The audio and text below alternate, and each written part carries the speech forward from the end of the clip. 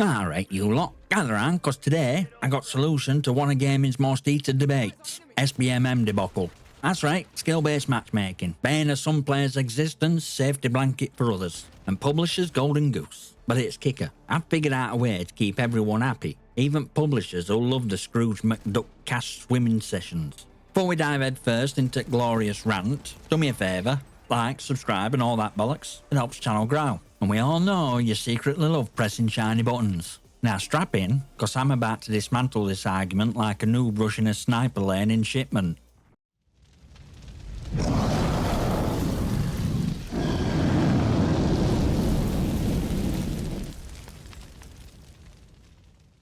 Right, let's break this madness down. SBMM, or skill-based matchmaking for uninitiated, is matchmaking system designed to pit you against players of similar skill level. Sounds fair, doesn't it? A nice balanced game where everyone gets the participation trophy. But here's a twist. It's not that simple. On one side, you got players who want SBMM scrapped completely, yearning for chaotic glory days and mixed lobbies. They love a bit of unpredictability, chance to face gods of game in one match and then stomp some unsuspecting sods next. Pure adrenaline, right? Then there's other team, those who cling to SBMM like it's life raft on Titanic. They want every match to be level playing field. No stomping, no being stomped. Just nice, cosy games with no surprises. Fine, fair enough. But this lot gets very loud if you suggest otherwise. Like a dog guarding its favourite chew toy. Now add publishers to the mix. Big corporate machine humming away in background. They're convinced SBMM keeps players engaged longer, which translates to more battle pass sales, more skins, and let's be honest, more loot boxes. Cha-ching. And let's not forget middle at Rogue Crew, players who don't mind SBMM but think it's been dialed up to 11, suffocating fun out of the games. So here we are, 4 teams in Battlefield that's as divisive as pineapple on pizza. And don't go smashing your keyboard just yet, cause there's a glimmer of hope. This ain't a no-win scenario, folks. In fact, solution is so simple you'll wonder why devs haven't done it already. So let's get into the meat of this, shall we? Why is SBMM such a thorny issue? Well, problem lies in how extreme it's become. Back in the day, matchmaking were like a grab bag. You'd end up in lobbies with all sorts, pros, noobs, and everything in between. Sure, sometimes you'd get clobbered, but other times you'd duck clobbering. It were unpredictable, chaotic, and let's face it, a bloody good laugh.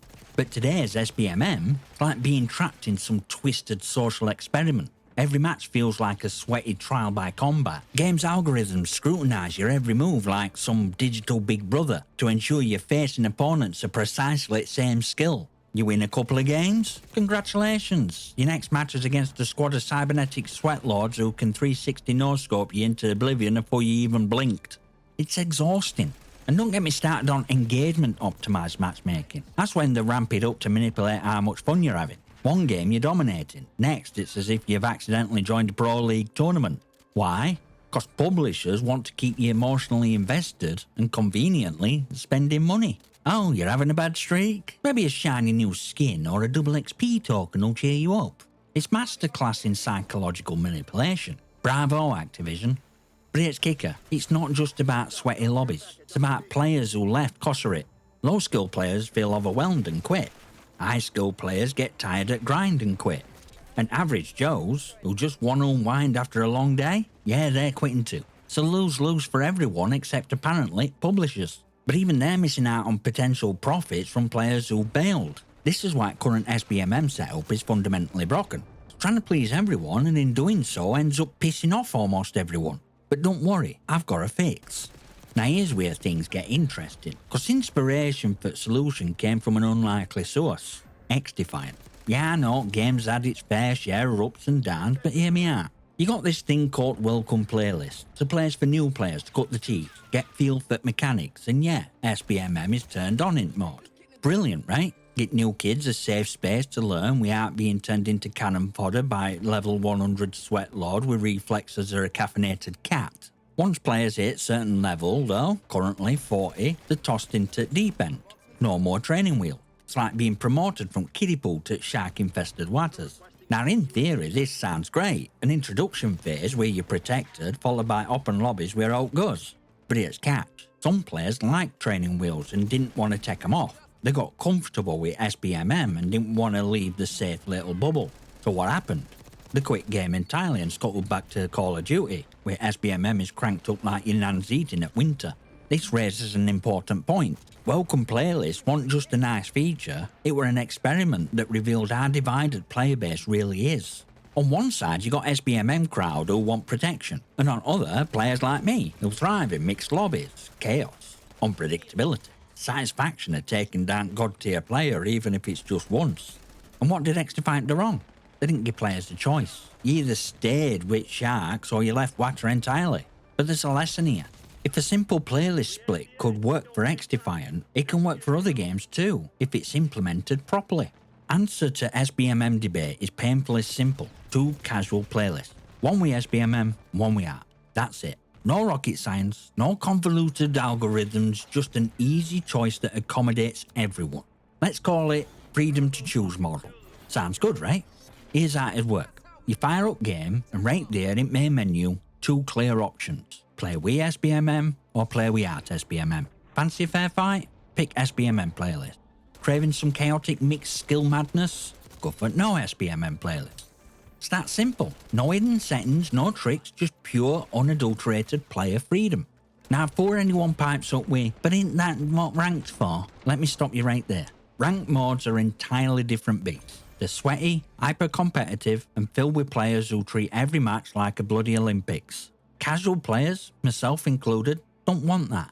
We're not here to chase leaderboards, we're here to have fun. Fun, remember that?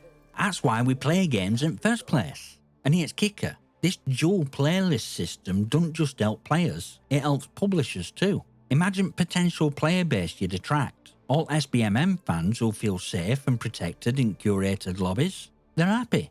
No SBMM crowd who just want to relive Wild West days of multiplayer, they're happy too. And more happy players mean more engagement, more battle pass sales, more skins bought, and more money flowing into publishers' coffers. Everybody wins. Even better, this model lets developers tone down overly aggressive matchmaking that currently scares people off. Instead of trying to force everyone into the same experience, you give them options.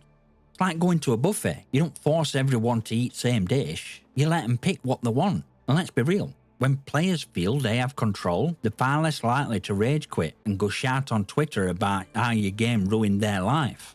Now there's one potential hiccup some of you might be thinking about. What if no SBMM playlist gets overrun with sweaty players? Fair point, but that's where a little back-end finesse comes in. Something simple like connection-based filter to ensure people still have decent ping. Beyond that, let chaos reign. It's supposed to be unpredictable, remember? So there it is, 2 casual playlists, SBMM on or SBMM off, and a whole lot less screaming in comment section. Simple, elegant and profitable. Now let's take a closer look at why publishers should seriously consider this model. So devs and publishers, put down your coffee or whatever overpriced latte your marketing teams convince you to drink and listen up. Dual playlist model ain't just good for players, it's a bloody goldmine for your bottom line. Why? Because it solves your biggest problem, keeping players engaged while opening doors for new ones. Let me spell it out for you. First off, let's talk retention. Right now you're losing players. SBMM haters? They're bouncing cause they're tired of every match feeling like a sweaty tournament.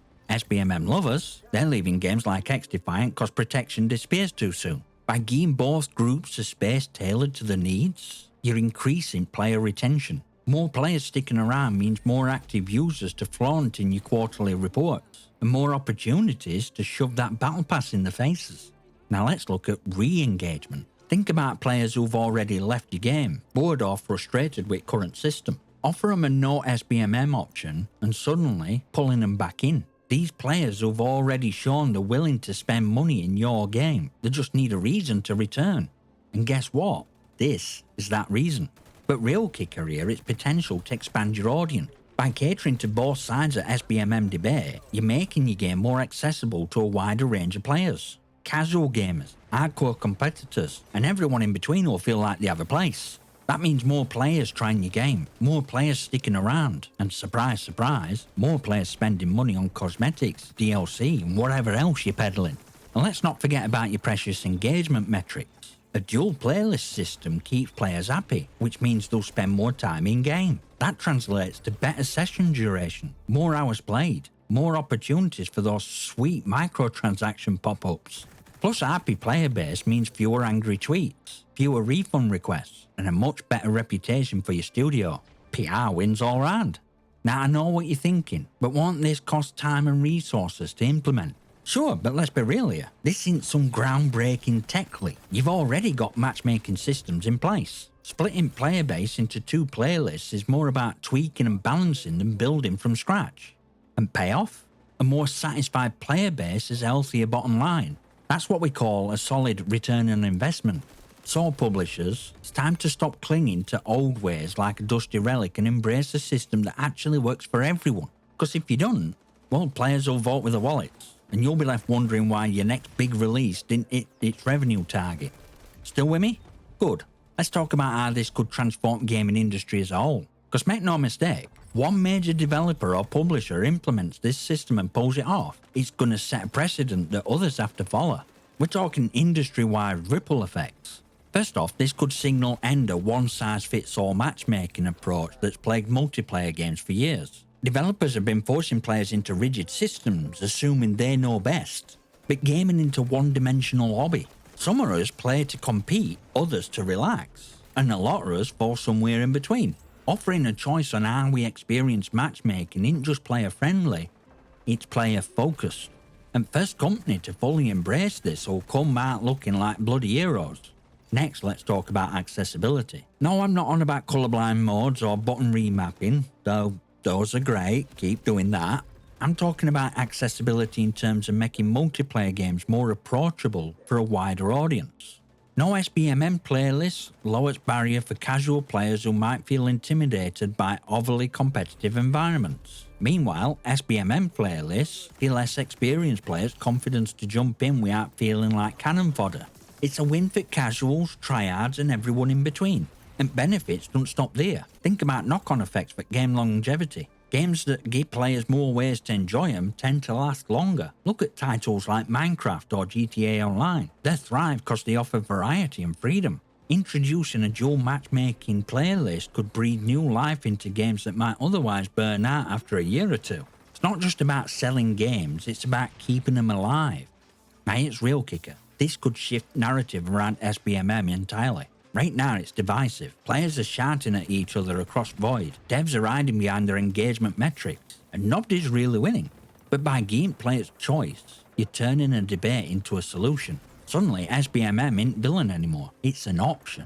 And that's kind of player-first innovation the industry desperately needs. Imagine what this could mean for player communities. Less toxicity, more understanding, and dare I say it, a sense of unity. Because instead of arguing over whether SBMM is good or bad, we'd be celebrating the fact that we can choose experience that's right for us. It's a radical shift, but one that could make multiplayer gaming better for everyone. So here's my challenge to developers, publishers, and industry as a whole. Be bold. Tech leap. Be a company that pioneers this change. Because if you don't, someone else will. And when they do, you'll be playing catch-up while they're raking in profits and praise. Right, folks. That's my solution to SBMM debate. The system's so simple, so bloody obvious. You're probably wondering why it hasn't been implemented already. Two playlists, one with SBMM, one without. Everyone gets what they want, publishers rake in more cash, players stay happy. It's a win-win scenario for all damn industry.